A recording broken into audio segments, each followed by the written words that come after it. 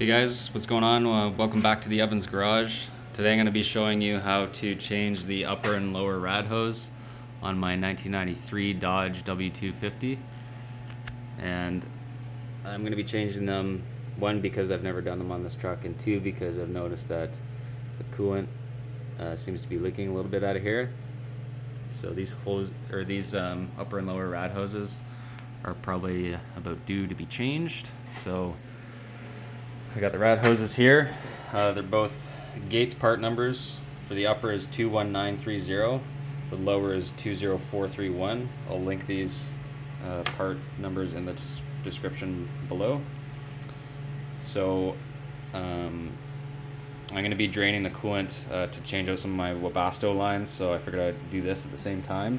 And then I've also tested my block heater and it's broken, so I'm going to be changing out my block heater again, which I might make another video. I already have one. I changed it on my other truck, but this one's broken, so I got to change it too. So I'm gonna drain my coolant first, and then I'll be able to do all the work on the cooling system. So first thing you're gonna do is just drain the coolant. So I took the top cap off of the rad, and then on this truck it's a little more difficult to drain the coolant because those automatic transmission fluid lines there for the cooler are running up to the front, so you can see it's a bit of a disaster. On a manual trucks, that's not going to be there. So what I like to do is take a water bottle and then funnel it through the water bottle and cut the other end of the water bottle, and you can sort of just aim it down and into the bucket. But this way you can't really get a water bottle in there because those lines are in the way at the back of the valve. So it's just a bit of a mess, so we'll let that drain.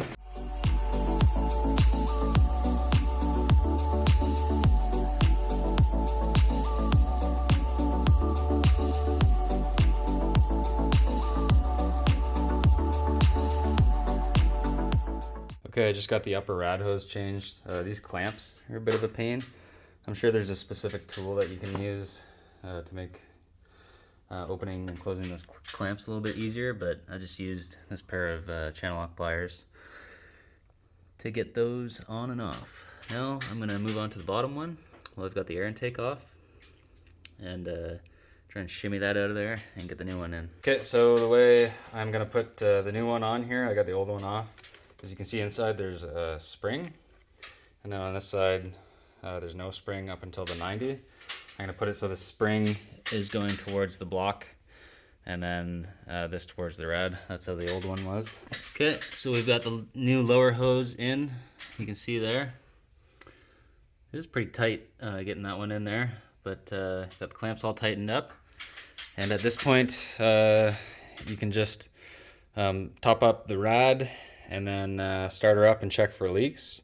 That's pretty much wraps up the upper and lower rad hose replacement. But right now I'm working on Webasto replumbing. I'm taking out one of these lines.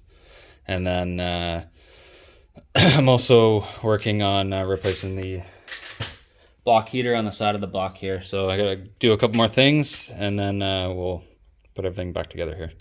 Thanks for watching. Cheers.